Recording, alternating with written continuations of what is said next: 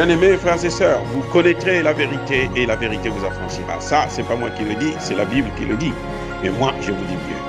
Vous connaîtrez la vérité historique, notamment celle de vos ancêtres kémites, et vous aurez une vision globale de ce que c'est que la vraie souveraineté politique. J'ajoute, vous reviendrez à la spiritualité africaine ancestrale et vous comprendrez les enjeux de l'indépendance économique.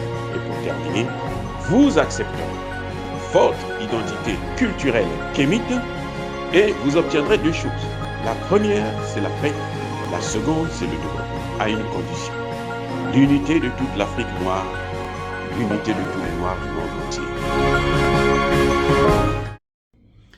Otep à tous, bienvenue sur la chaîne des panafricanistes par essence, par conviction et par excellence. Celle des citoyens kémites par nécessité et obligation de combat. Nous sommes une chaîne qui n'est guidée que par nos ancêtres et rien que par les ancêtres qui appartiennent à l'égrégore du monde noir. Par conséquent, nous ne croyons en aucun Dieu venu de l'étranger. Toutefois, cette vidéo n'est aucunement destinée à inciter à la haine ou à la violence, car nous menons un combat qui est d'abord et avant tout spirituel, intellectuel et démocratique. Ensuite, il est politique, géopolitique et géostratégique. Contre l'impérialisme, le colonialisme, le néocolonialisme et l'endocoloniat, qui sont tous qualifiés de crimes contre l'humanité.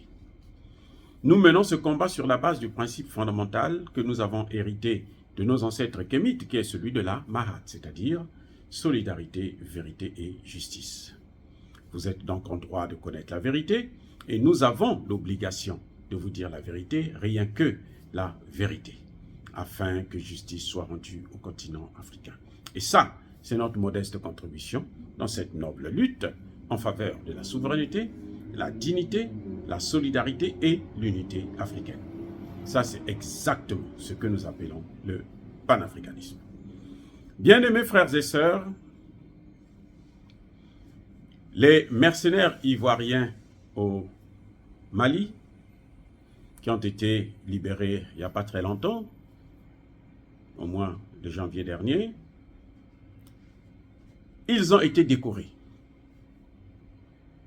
Ils ont reçu le prime, la prime plutôt de chevalier, je ne sais pas quoi. Et il y a quelque chose qui m'a frappé. On les a décorés, mais ils sont masqués. Ils ont porté des masques. Des masques qui couvrent pratiquement tout le visage. On laisse seulement une petite partie des yeux et vous ne pouvez pas reconnaître la personne. Moi, je me suis interrogé, mais qu'est-ce qui se passe? Je vais vous faire voir la photo. En tout cas, c'est quand même bizarre qu'on décore. On leur donne un prix de l'État ivoirien, mais on ne montre pas leur face, comme s'ils étaient partis commettre un crime au Mali. C'est bizarre quand même. Comment se fait-il que des gens que vous décorez, parce que ce sont des héros, vous ne voulez pas qu'on les connaisse? Comment vous expliquez ça? Pourquoi le gouvernement ivoirien ne veut pas qu'on sache quelle est l'identité de ces gens-là, ces mercenaires qu'il avait envoyés, puisque ce sont des héros? Je vais d'abord vous laisser voir la photo, et puis après, on va en discuter. Bien-aimés frères et sœurs, j'espère que vous avez eu l'occasion de regarder attentivement cette photo pour comprendre ce que je suis en train de dire. C'est-à-dire que quand vous regardez ces gens qui ont été tous, s'il y en avait un ou deux, non, ce n'est pas un ou deux, ce sont tous ceux que vous voyez sur la photo, vous ne pouvez pas les reconnaître si vous les voyez dans la rue. Ma question c'est, pourquoi? Vous savez pourquoi? Eh bien, pour trouver la réponse, il faut vous dire pourquoi Emmanuel Macron a convoqué d'urgence Alassane Ouattara en France. On vous dit au menu des discussions sur le Burkina Faso. Alassane Ouattara n'est pas censé être burkinabé, même si nous savons tous que c'est un burkinabé. Et lui, il est le président de la Côte d'Ivoire. Pourquoi Emmanuel Macron ne parle pas des problèmes du Burkina Faso avec les burkinabés? Est-ce que quand à ce déjeuner, quand il parlait du Burkina Faso, il y avait l'ambassadeur du Burkina Faso qui était invité? Non. Donc, en fait, ils n'ont même pas le droit d'en parler. Emmanuel Macron devait plutôt se préoccuper de la guerre en Ukraine, là où il envoie des armes et des hommes, des mercenaires, au lieu de s'occuper des problèmes africains qui ne veulent plus de lui, aussi simple que ça. Donc, quand il fait venir Alassane Ouattara, il fait venir après Embalo Sissoko, lui, sur une tête fêlée. C'est pour voir comment on peut faire pour déstabiliser le Burkina Faso. Et c'est là que vous comprenez que si on montre leur visage, si les gens les reconnaissent, ces gens-là, s'ils traversent encore la frontière pour aller au Burkina Faso cette fois-ci, eh bien, on va facilement les reconnaître. On va les identifier. On pourra encore les arrêter. Donc, il faut les protéger parce que c'est eux qu'on enverra au Burkina Faso pour déstabiliser le Burkina Faso.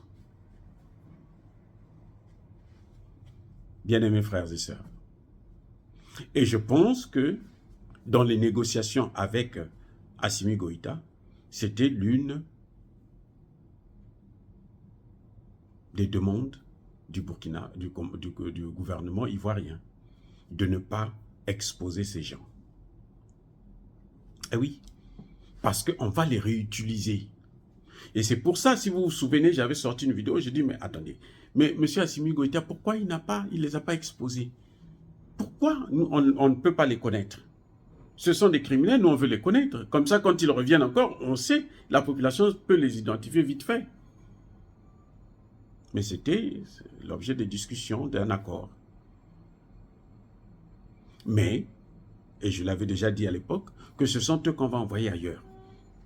Des mercenaires qui ont échoué à leur mission, vous les décorez.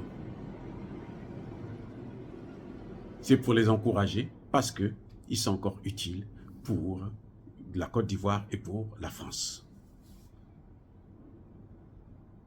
Parce que la France est en train de tout perdre en Afrique. Donc, elle essaye de sauver la face. Elle essaye de voir si elle peut faire comme elle a fait au Tchad pour tuer le maréchal Idriss Déby Itno et puis probablement placer quelqu'un d'autre qui est acquis à leur cause. Voilà l'objet. Voilà pourquoi ils gardent en secret l'identité de ces gens-là. C'est tout. On ne peut pas décorer des héros et on ne les voit pas. Quand on décore des héros, on doit les connaître. Les héros sont faits pour être connus, pas pour être cachés. Ce n'est pas des mercenaires, s'ils disent que ce n'est pas des mercenaires. Donc, on n'a pas le droit de les cacher. Mais si vous les protégez comme ça, si vous les cachez, c'est que vous reconnaissez indirectement que ce sont des mercenaires. Et vous les cachez parce que vous savez qu'ils sont encore utiles. Ils vont vous servir. Ils ont encore des missions à accomplir pour vous. Voilà pourquoi, depuis le Mali, en passant par le Togo jusqu'en Côte d'Ivoire, ils n'ont jamais montré leur vrai visage. Oh, bien-aimés frères et sœurs, dire cela, c'est inciter à la haine ou à la violence? Non. Yabakole Hervé. Encore une fois, je persiste et je signe. Soyez abondamment bénis par le Dieu des Kémites.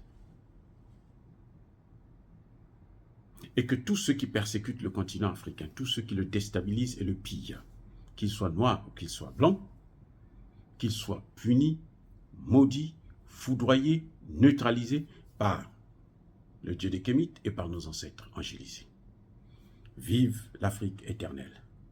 J'ai dit et j'assume.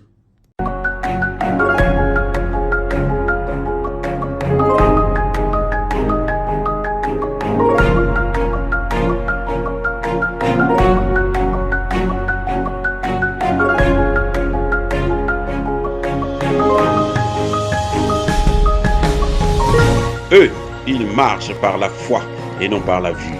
Mais moi, je vous conseille vivement de marcher par la connaissance scientifique et historique, notamment celle de nos ancêtres kémites, par les 5 sens et par l'intelligence. À vous, à Pierre.